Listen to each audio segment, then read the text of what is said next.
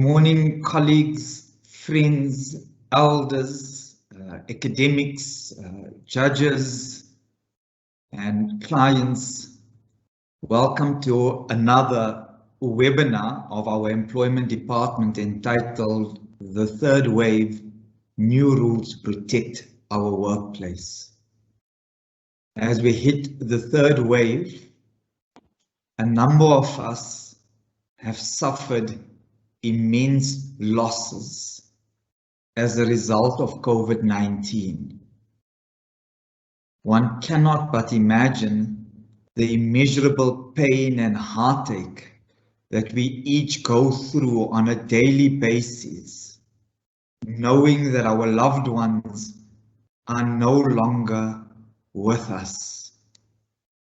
And as we reel from the loss, we look at the Euro 2021 and we look at the French Open and we say, but how?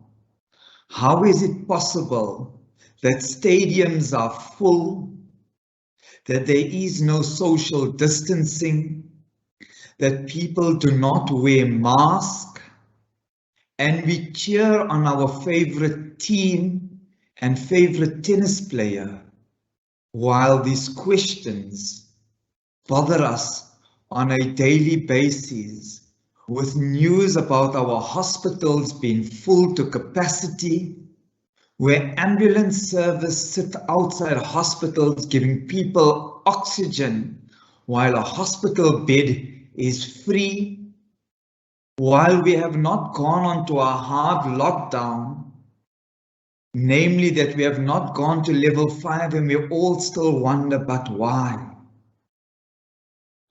Our economy, sadly, still needs to function so that we can put a meal on our tables and a roof over our heads. And the international research indicates that our developed countries have been able to enjoy restaurants and football games and the tennis because of the vaccine.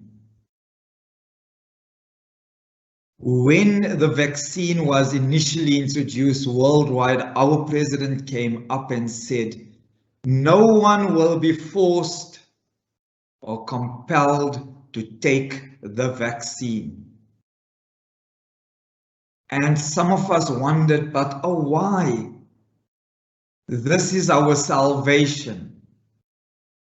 And now we have new directions to employers which give us guidelines as to the mandatory vaccination of our employees. Government has still abided by its stance that we are not forced to be vaccinated, but has stated to employers, consider a mandatory vaccination policy in accordance with the occupational health and safety. It seems, colleagues, friends, and the like,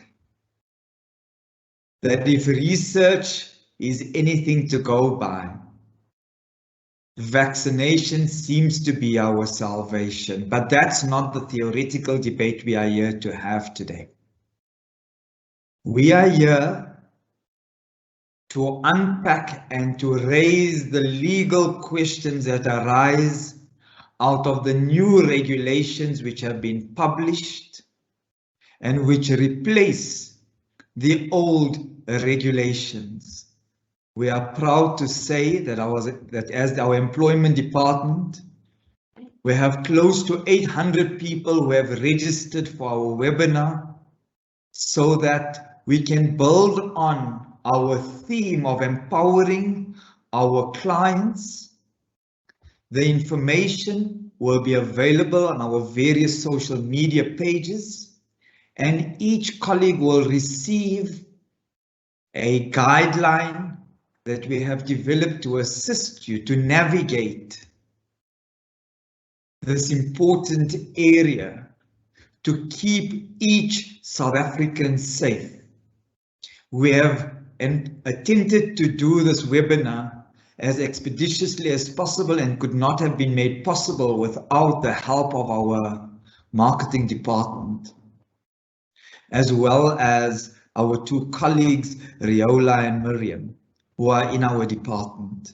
Let me introduce you to the colleagues that will be speaking to you, my fellow directors, Imran, Hugo, and Jerry. Jerry comes from our Kenyan office, and she's going to give you some insight as to what's happening in the rest of Africa. It's Africa's time now, as you would recall from our previous World Cup, and that is why we want to give you a flavor of what's happening on our continent. The next speaker, colleagues and friends, is my fellow director, Imran Mohammed, who will unpack aspects of the regulations. And as always, if there are any specific questions, please pop them on the chat and we will answer as many as possible online.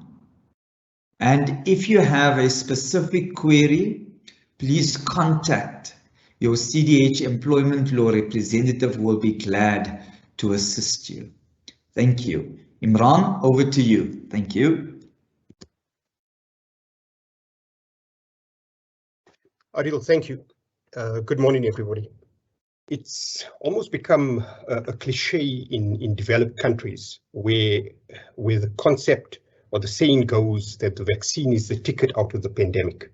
So we quite often read that in the press in relation to the developed countries. We see it on the global networks that the vaccine is the ticket out of the this pandemic.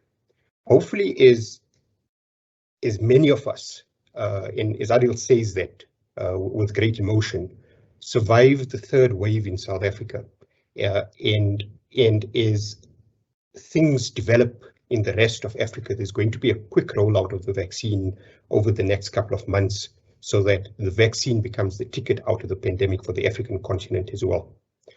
What's happened of late and since the 11th of June 2021 is that the DEL, i.e. the Department of Employment and Labour, has now gazetted a consolidated direction on occupational health and safety measures in the workplace. Now, we're all familiar with these directives because we lived through it during the course of the chaos of 2020. The current directions came into effect on the 11th of June 2021. Importantly, as Adil mentioned, the old directions, and that's the directions of the 10th of October 2020, have now been withdrawn. So the first takeaway point from this webinar this morning is to make a mental note that the 2020 directions are no longer in effect, and going forward, all businesses now need to concentrate on the 2021 directions. Now, the overriding aspect in the 2021 directions obviously remains that of health and safety in the workplace. The directions apply to all employers except two categories. One is a workplace excluded from the Occupational Health and Safety Act, and what typically comes to mind is employers that fall within the Minerals Act or the Merchant Shipping Act. Those two generally come to mind and in fact are specifically mentioned in the 2021 regulations. And secondly, the directions would not apply to an employer where the minister has issued a direction under the regulations. So those two categories of employers do not fall within the 2021 directions. The obligations are now predominantly in relation to workers as opposed to employees. And what this does in the current 2021 directions is that it makes an employer's obligations in relation to health and safety in the workplace very broad. Now, that to a large extent occurs as a consequence of the controversy of last year on the application of illness benefits and UIF compensation claims, when there were many debates as to whether or not workers were included for illness benefits under COVID and in relation to UIF compensation claims. That distinction is now taken away in the 2021 directions with reference to workers as opposed to employees. Now, before delving into the directions and to highlight the additional or the new obligations that have been imposed upon employers in the current 2021 directions. I just want to make this point, that there are certain aspects of the 2021 directions which are not entirely clear and are certainly open to interpretation. I don't intend to get into the actual debates about it right now. They become quite controversial and open to interpretation, but we're happy to take questions as we go along on that. So I then want to move on to highlight additional obligations that are now created by the 2021 directions. The first, and something that we could probably take solace in, is that the concept of a vulnerable employee, where we've come to understand what the term means from all of 2020, retains that meaning in the 2021 directions. That's an important starting point. What an employer with more than 10 employees is obliged to do is to undertake a risk assessment and update its workplace plan. Now, all employers, as of last year, who've returned back to the workplace already currently have workplace plans. The 2021 directions now provide that an employer must undertake a risk assessment and update its current workplace plan, and within 21 days of the 11th of June 2021, taking into account the operational requirements of the workplace. Number one, determine whether it intends making vaccinations mandatory. So within 21 days of 11 June, taking into account the operational requirements of the workplace, number one, to determine whether it intends to make to impose a mandatory vaccination policy within the business. And if the employer is to make vaccines mandatory, then the employer is to identify those employees within two broad categories. Those who, by virtue of their workplace risk profile, would be susceptible to the transmission of the virus, or those employees because of their risk profile, i.e. vulnerable employees. So let's call those two categories of employees specified employees. The first is any employee who, by virtue of their workplace profile, becomes susceptible to the transmission. So by way of this example, a fit 21-year-old supermarket cashier who interacts with customers on a daily basis in a retail supermarket, fit as a fiddle, but because of interaction with the public and with customers on a daily basis, stands the risk of a transmission. That sort of an employee would easily fall within the category of a high-risk employee. Vulnerable employees we all alive to, so those become the two specified categories of employees that the risk assessment needs to take into account. I'm then going to pause because here's the sting in the tail. The sting is that this assessment needs to be done by the 2nd of July 2021. That gives essentially 2 weeks for this assessment to be done. The risk assessment in terms of the direction then provides as follows, that an employer must develop or amend the existing workplace plan. So the intention is obviously work this into the workplace plan.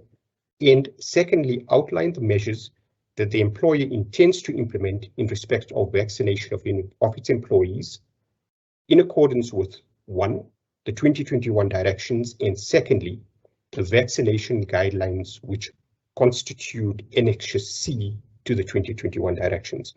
Now, Prof. Pinar will talk us through the guidelines in greater detail, but the requirement is in the determination of the risk assessment, the employer must outline the measures that it intends to implement in respect of the vaccination of its employees in accordance with 1, the directions, and 2, Annexure C to the 2021 directions. Then an employer is obliged to consult on the risk assessment and the workplace plan with any representative trade union. And that's important. With any representative trade union and the Health and Safety Committee in the workplace. Now, in respect of an employer that does not have a health and safety workplace, then the obligation is, in the absence of a Health and Safety Committee, the Section 1710 Health and Safety Representative, which an employer must already have appointed. So the consultation will then occur with any representative trade union and, in the first instance, the Health and Safety Committee, and in the absence of the Health and Safety Committee, the Section 1710 Health and Safety Representative. And finally, the workplace plan must then be made available for inspection. I just want to pause on this point of consultation. Earlier this year, or towards the back end of 2020, the CDH employment team, by and large, stuck its neck out, being one of the first when we were asked by clients to look at this question of vaccine rollouts at a time when there was no law around this year. Our position was that you could not have a vaccination rollout within the workplace without engagement and without consultation with trade unions. So it's rather hearty to see that the 2021 directions now provide for this consultative obligation with representative trade unions. And we'd also taken the view, and we'd in fact given advice to a number of clients across various industries, that in addition to consulting with trade unions, ensure that there was consultation with the health and safety committees. So it's rather comforting to see that has now found its place into the law going forward. Now, when developing and implementing the workplace plan, an employer must take into account the employee's rights, and Section 3, sub 4 of the 2021 directions provide as follows: having regard to the constitutional right to bodily integrity and to the constitutional right to freedom of religion, belief, and opinion. So Section 3, sub 4 of the 2021 directions provides that must be taken into account by an employer. What Section 5, sub 2 of Annexure C to the directions, however, then say is that the vaccination guidelines provides that an employee may refuse to be vaccinated on any constitutional or medical ground. Now therein lies a collision course. Section 3.4 of the 2021 direction says an employer must take into account bodily integrity and the right to freedom of religion and belief. The guideline and the guidelines in Annexure C provide that an employee may refuse a vaccination on any constitutional grounds. So it's not to the limited grounds. In Section 12 and 15, it's on higher grounds. And in addition to that, on any other medical grounds, that's what's provided for in the guideline at Annexure C. There's then an additional requirement in the workplace plan that requires that the identified specified employees be set out in the workplace plan, their details be provided, whether vaccinations will be mandatory in the workplace, and that needs to be reported upon. And obviously, the workplace plan must provide an obligation that specified employees who have been identified by the employer to be vaccinated should be informed, or in fact need to be informed of such obligation, which obviously makes sense. I then want to look at what are the further obligations if an employer decides that vaccines are mandatory for the specified employees. The directions provide that the employer must ensure that the vaccination plan complies with any applicable collective agreement and must obviously also take into account the guidelines set in Annexure C to the directions. Now, there's two aspects to this. The one is complying with any obligations in a collective agreement, and secondly, with regards to the guidelines in Annexure C. I want to park the issue of the collective agreements for the moment and look at the issue of Annexure C. Annexure C is important, and Prof will take us through this because it's specifically provided for that in interpretation by a court on determining the reasonableness or fairness of a mandatory policy, that the court's is going to be directed or is going to have regard to the principles set out in the guidelines. So that's an obvious starting point for an employer. Allied to that are obligations in a collective agreement, and that becomes really relevant in relation to engagement with employees and being in a position to come to terms with a union with regards to a rollout, which can then be effectively placed or rolled out within the larger workplace. In addition to those obligations, an employer is then also obliged to communicate with workers in any form. So form would be electronic. And in relation to employees who don't have access to electronic information through the direction provides in terms of leaflets, and it specifically provides notice boards in conspicuous places, informing workers of, number one, the nature and benefits of the COVID-19 vaccines used in South Africa. So there's an obligation upon an employer to communicate the nature and benefits of the COVID-19 vaccines to be used in South Africa. I say the following tongue-in-cheek. If the EFF doesn't get its way in relation to the Sinovac vaccine out of China or the Sputnik vaccine out of Russia, if that doesn't happen, well, then there's no obligation for an employer to make reference to the nature and benefits of those vaccines. The obligation is narrow in relation to only the vaccines that are to be rolled out in South Africa. Secondly, an employer is to provide information on the risks of any serious side effects, such as allergic reactions that may be suffered.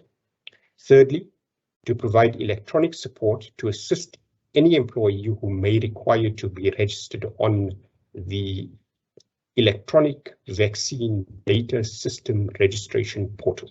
I'll try and say that again. It's the electronic vaccine data system registration portal. That's the portal that's already been set up in relation to the first phase of the rollout of the vaccines.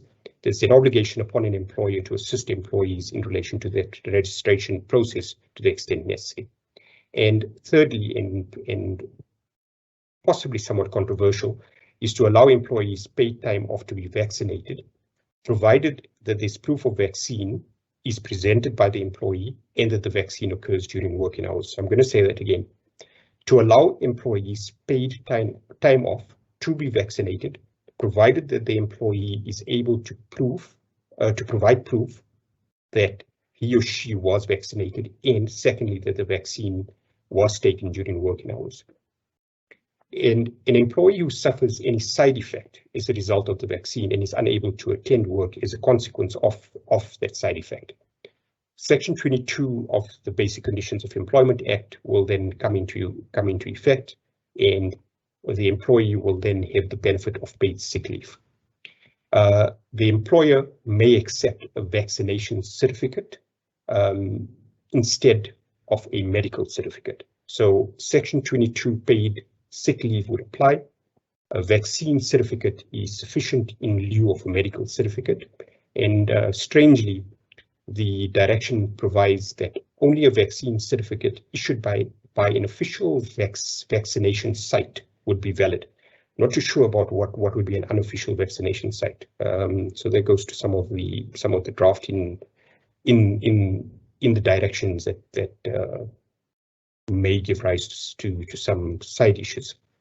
So as a concluding remark on my part, is that the vaccine program is now specifically listed as an employer's administrative control, no different to screening protocols, rotation, shift work, and the like, everything that we've actually become quite familiar of over the last couple of months. The consideration in how a vaccine program is to work within a workplace is now provided specifically as such administrative control within the directive. That having been said, at a very high level, those are the new obligations that are set out in the 2021 direction. Employers should have regard to that in relation to determining the risk assessment and how to further develop their work plans. With that, I then hand over to my colleague in Nairobi, Jenny. Hi, everyone. It's very nice to be with you this morning.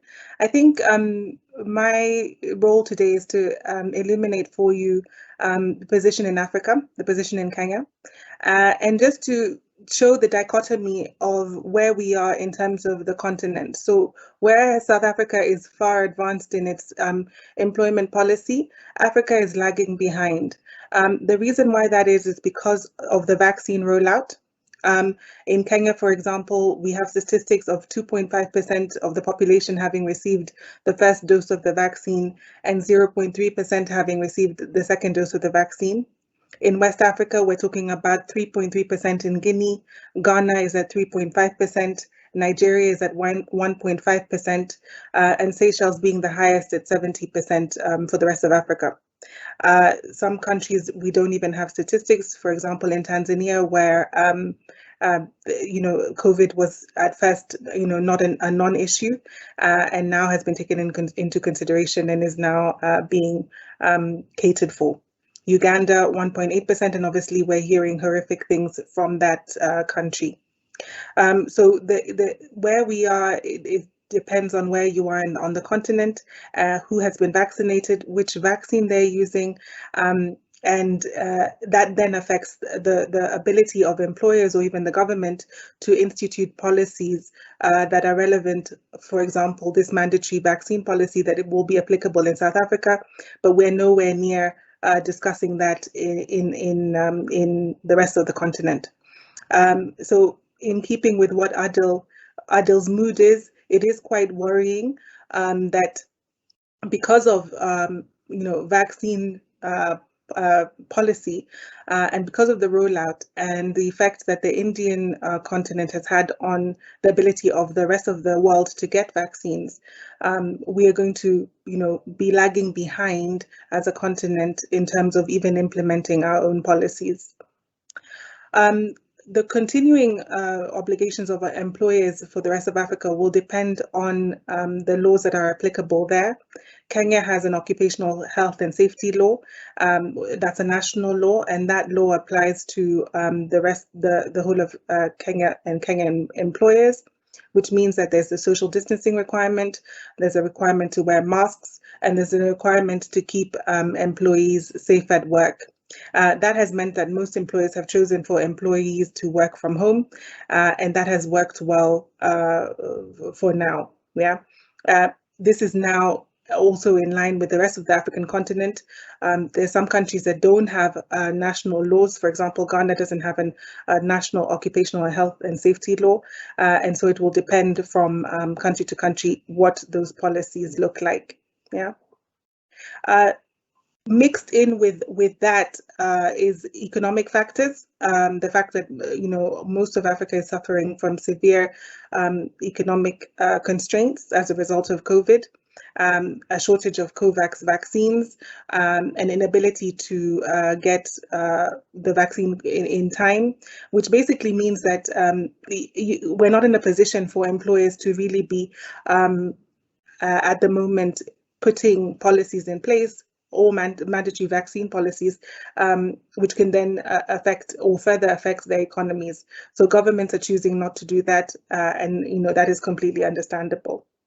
So to put some color on my discussion, the summary is that until the vaccine rollout is at least at the percentage at which it needs to be in each and every African continent, until COVID passports are in place, allowing for the movement of people between countries, and having had their full vaccination, whichever vaccination they choose, and until it is proven that the vaccine is effective, because also in some countries there's a skepticism about the effect of the vaccine.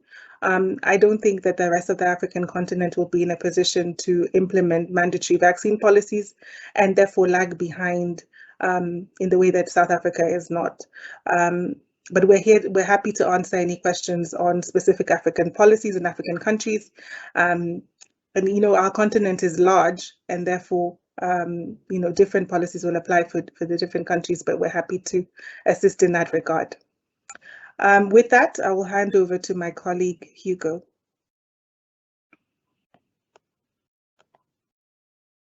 Thank you. Thank you, Njeri. Well, from my side, welcome to the world of uncertainty and of conundrums, because my topic is really what are your rights as an employer and can you terminate, etc. And the sense is, of course, that should not be your focus of this topic, and I'll come back to that later. And when I say we're dealing with uncertainties and all of that, and we don't know where we're heading, think about the scenario where employers, for instance, have decided today or in the scope of the next few months to terminate the employment of employees who refuse to be vaccinated. Now I'm going to come back if you can do that, but assume that you can, where there's a total disregard and no reason to have the vaccination. And this case is then tested 5 years from now with the benefit of hindsight. And with that, you have the change of the Boni-Mores criteria, and that's really the moral, good morals that determines rules of society that impacts on legislation and the like. So let's assume by 5 years later, there's a different Boni-Mores, and the focus is probably more on the collective than the individual, or it may be more on the individual and the religious rights as opposed to the collective and the focus on herd community. Now, of course, Boni-Mores changes from time to time. Historically, many of you may not recall, but for instance, adultery was a criminal offence. Now, of course, that has changed completely, and nowadays it's probably genuinely be referred to by older people as just a miracle, but we're not there. But the point is Boni-Mores changes. So the difficulty is 5 years from now, we sit with this scenario, you test it. There's in the interim been a challenge to these directives, and the challenge says these directives are unconstitutional because it failed to consider and allow for other constitutional rights, such as the right to equality, human dignity, political rights, culture and the like, and therefore it's unconstitutional. And hence, when I say all we know for certain is that we're not sure, that is the point of departure. But what do we know as a point of departure? Well, we know that there's the unsigned NETLAC code or agreement. Don't know where that's going for the moment, but we know what that code or that agreement said is that one, you can't terminate for a person refusing or declining to take vaccination. Now remember, this was prior to the directive that Imran referred to earlier. It also says you must pay people for when they take time off in order to get vaccinated. And of course, it's based on the principle of education, empowering and persuasion. That was the focus of the NETLAC code, of the NETLAC agreement, and as I've said, it's unsigned. Just after that, we had the report, media statement from the Minerals Council, and it says, well, in that industry, we're focusing on there's a support for vaccination, but we know it's only the minister and or the chief inspector that can ultimately determine that in that industry in order to make that compulsory. And we know that they say that talks are underway, and we will in time come up with possible compulsory vaccination in that industry. Our sense is that it's highly unlikely that that will happen. So if we then look at the remainder of what we know for the moment, and this is the first conundrum, is that the directive says you may have compulsory vaccination.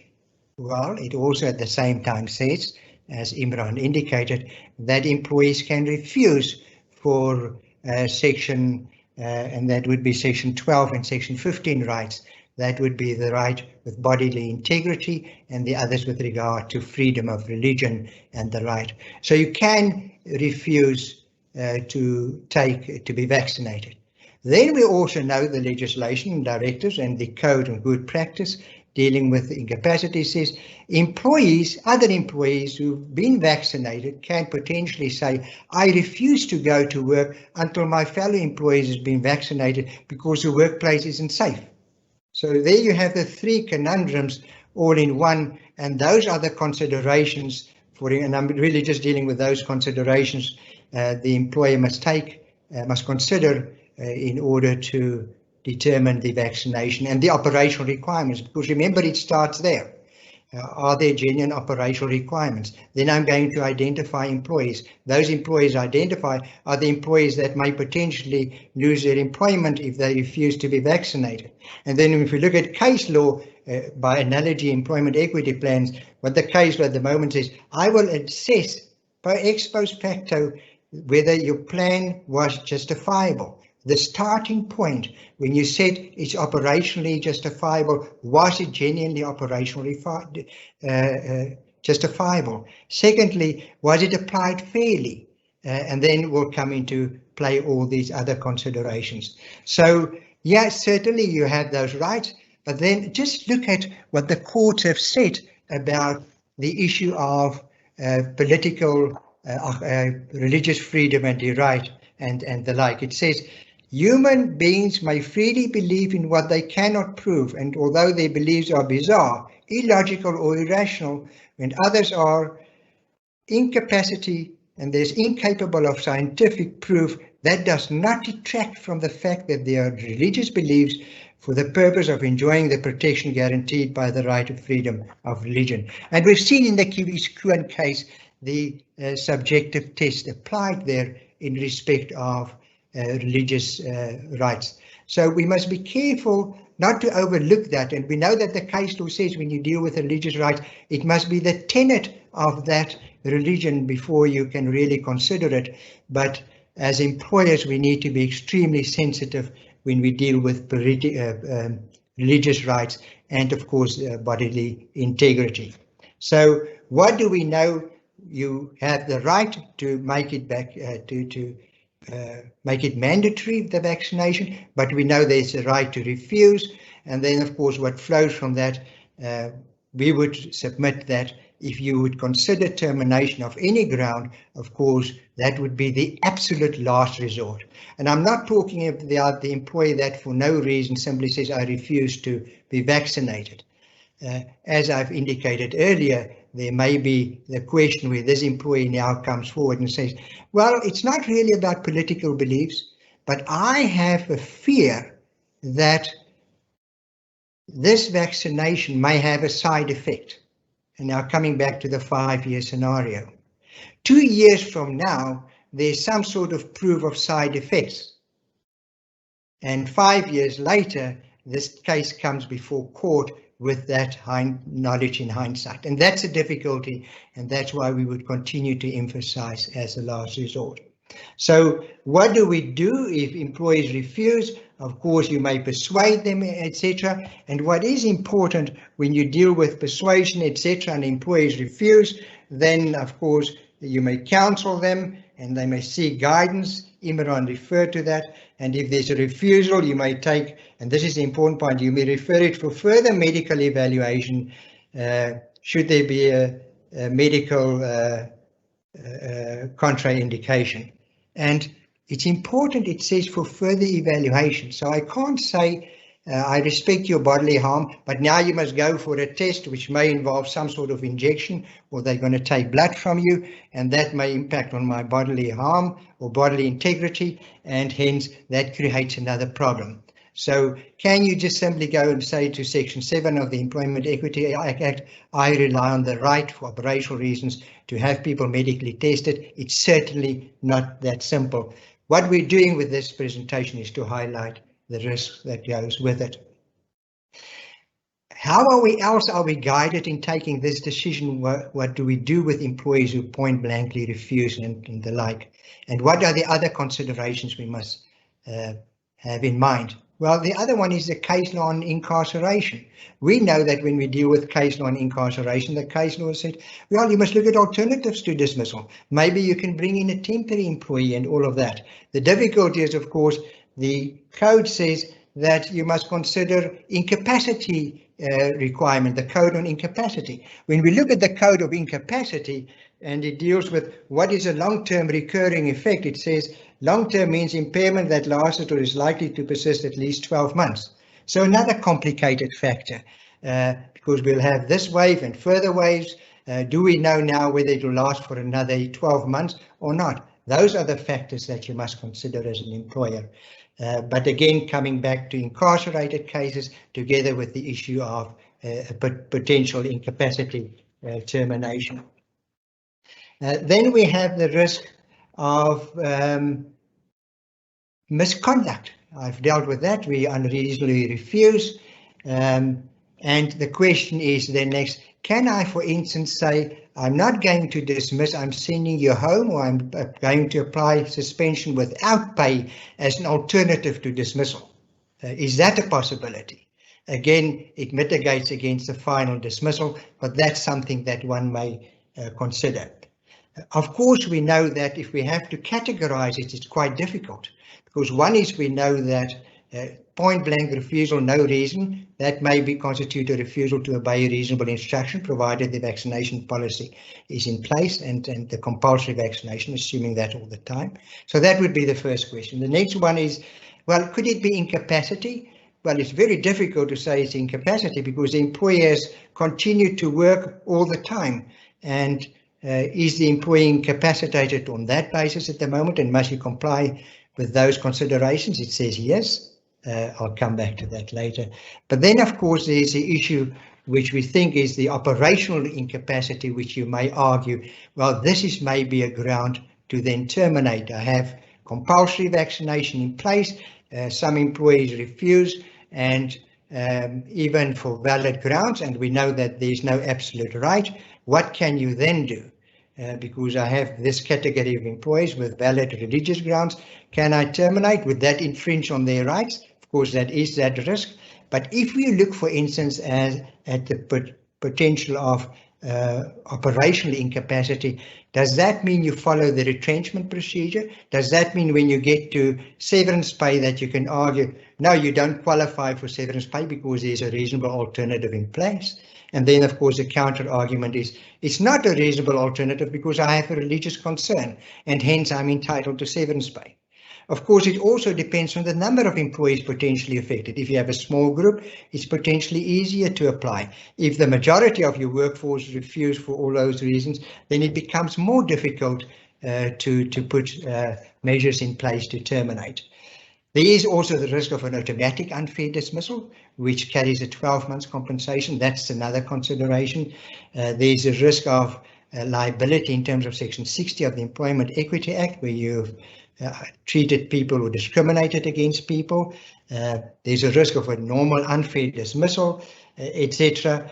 But the point being is that you're going to have a plan that will be scrutinized in detail at the end of the period. So with the limited time we have, this is the conclusion, is that assuming that you have mandatory policies in place, assuming that you now want to compel, you must consider those defenses.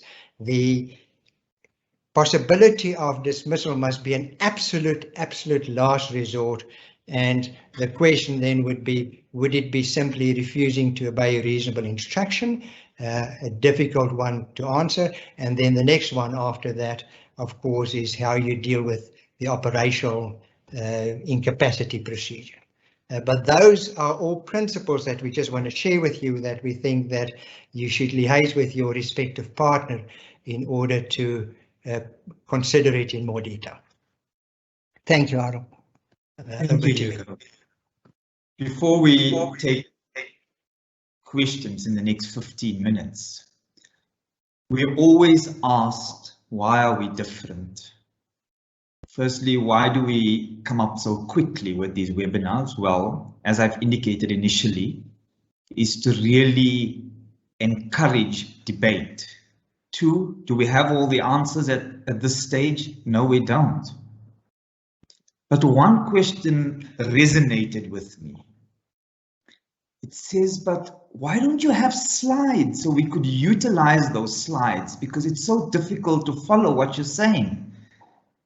And our response is, if you worked for Apple, the phones that we use, and you went into a meeting and you put up a bunch of slides, they would say that if you don't, please take down those slides because it seems that you actually don't know what you're talking about. Because colleagues and friends, if you have slides, we're reading from them. So that's what makes us different. But I thought that was an aside. Let's deal with some of the stuff more seriously. There have been a number of questions posed and we've responded to those through the chat, but there are certain themes that emanate from here, which I'm going to pose to our various colleagues. And I think the easiest one is, the legislation doesn't say that you need a mandatory vaccination policy. It says consider it. It then talks about what is a vaccine, or the COVID vaccine. It says one that is scientifically proven, approved by the World Health Organization, and there's a definition for that. But my question to Hugo, firstly, is how do I implement a mandatory vaccination policy when I do not have an agreement with a trade union, the majority trade union, in a workplace that has more than 50 employees? Maybe we should just stop there, because my follow-on question is that, having introduced a mandatory vaccination, depending on what Hugo says, my question then to Imran is, if somebody fails to comply with the mandatory vaccination policy, what do I do? Thank you. Hugo, and then Imran. Thank you, Arul. Well, it's quite interesting that the legislator uses the word consult, and consultation by its very meaning implies that you can unilaterally implement. So you will, the idea is that you will consult with the union or the unions, but also the worker committee, and I think the worker safety committee, and I think one should, if in the absence of the union, at least consult with that body. But if there's no agreement with that body, you can still unilaterally implement. What will happen in time to come is that that discussion would be evaluated and to see if you've considered whatever inputs were made or not. In other words, consultation still means a joint consensus seeking mechanism. So ultimately you can unilaterally implement, subject to all the other, meeting all the other requirements in terms of, is it operationally justifiable? Because that is what will also be unpacked in time to come. Thank you. So Imran, now having implemented a policy, an employee refuses to comply with it. You've gone through the directives, you've established the categories of employees that need to be vaccinated and those that don't, and they simply refuse.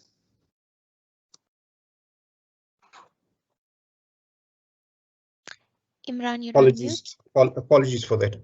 On an absolute lighter note, from the beginning of COVID, I wish I had a rain for every time I was on a webinar or on a call when that happened. I'd probably have retired by now. So somebody's always on mute on a call.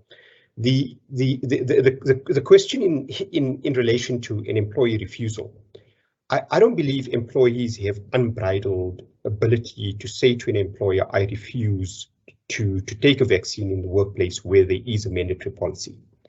The Annexure C to the 2021 direction, which Prof. Pinaar looked at, sets out the basis upon which an employee can refuse, and those are limited grounds of refusal, and an employee needs to come within those grounds of refusal.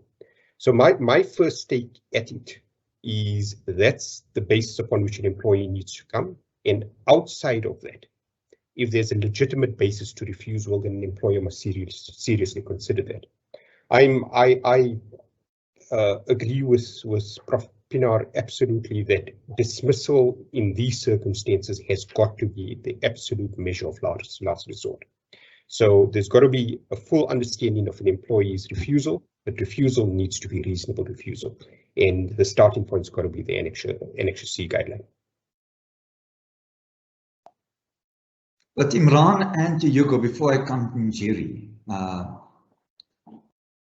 if dismissal is going to be the last resort, assume for the, and these are some of the debates that we're going to have, because there are three categories of dismissal: misconduct, capacity, and operational requirements. In your view, out of those three, on a mandatory vaccination policy, which would be the safest option? Well, it depends. So, Imran, shall I go? But yeah, by all means. Yeah, so either the employee who simply refuses for no reason, that would be potentially a misconduct dismissal, but that would be the last. Incapacity, I think the difficulty is that argument that the employees always work, can work, doesn't necessarily fall within the definition of incapacity. I alluded to briefly to some of the definitions in terms of the code. So it would be really one of operational requirements, and it's that combination of an operational requirement incapacity and operational incapacity, and that really falls probably closer into that category if we need to categorize. Thank you. Imran, any thoughts?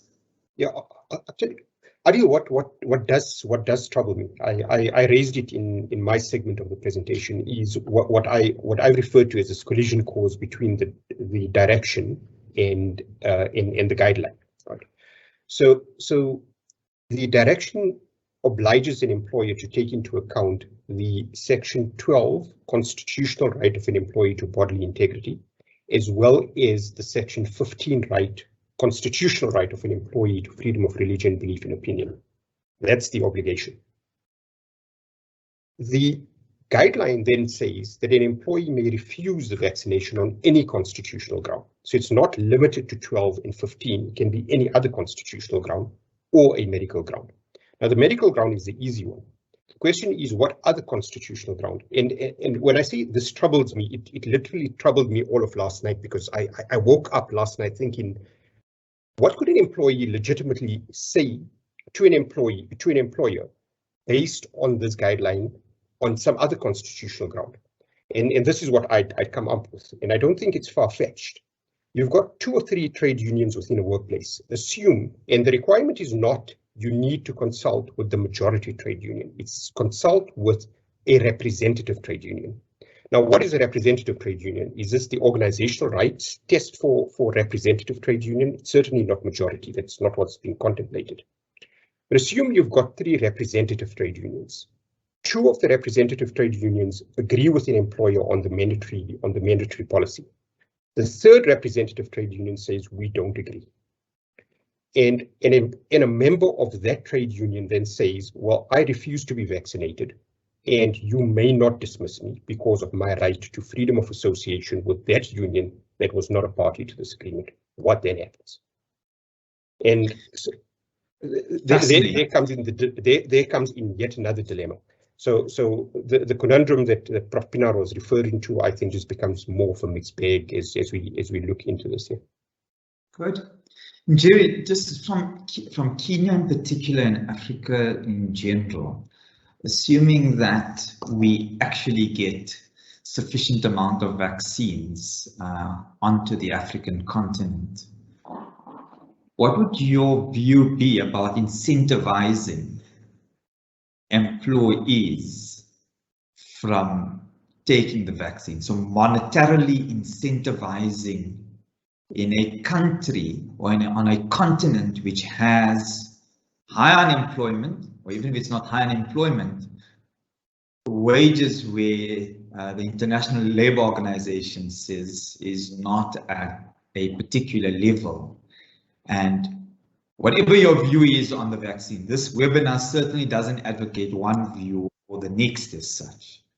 But assuming you want, as a country you want, or as an employer you want people to take a vaccine, about using money to incentivize employees from taking to take the vaccine. Thanks for that, Adil. I think the obvious and the first conclusion that people will jump to is, can they be accused of duress? Can an employer be accused of duress? Can they be accused of putting pressure on the employee to take the vaccine? And then is there discrimination claim to be made in regard to that. And so with the duress claim, obviously it's for the employee to make the claim. In a country where there is a high level of unemployment, there's a lot of poverty, are employees likely to complain? Question. Are employees likely to just go along with it? Question.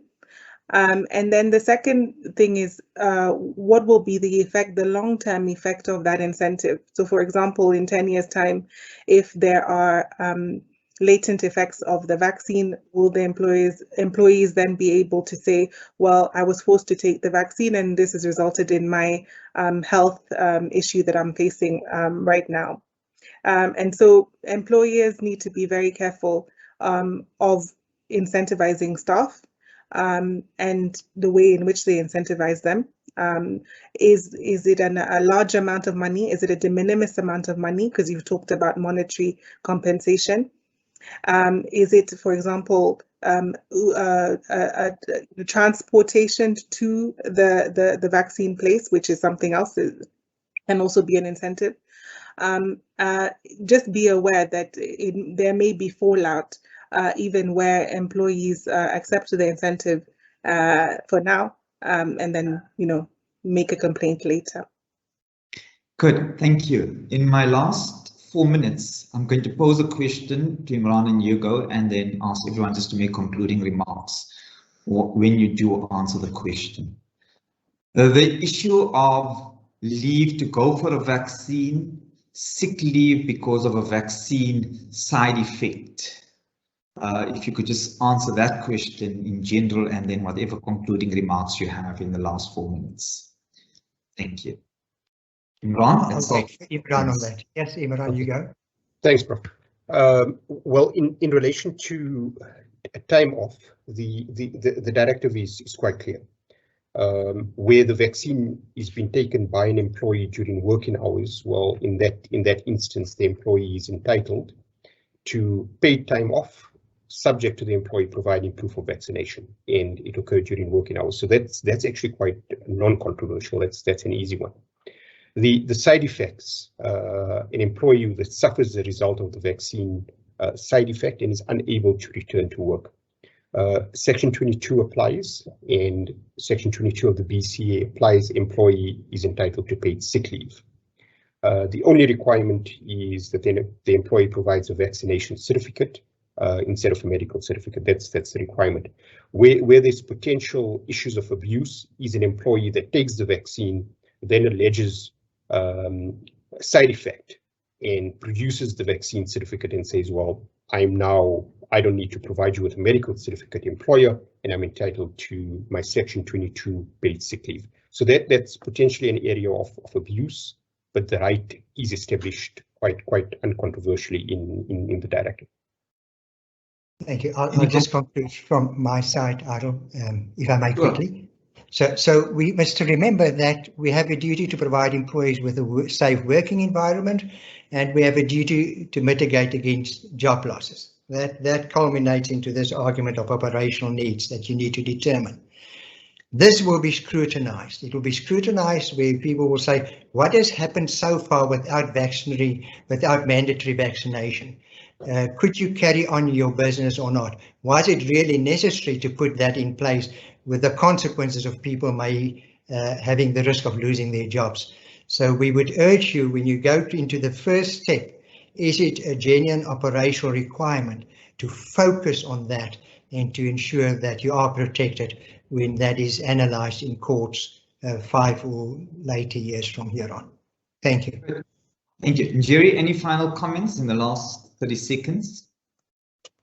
I would say that for companies that are operating in Africa, it's on a case-by-case basis, and just to make sure that they are consulting, with the relevant jurisdiction to make sure that they are adhering to the law in that country and not applying blanket policies. Thank you. Colleagues, in the last 30 seconds of our webinar, we trust that you've had a phenomenal time listening to us.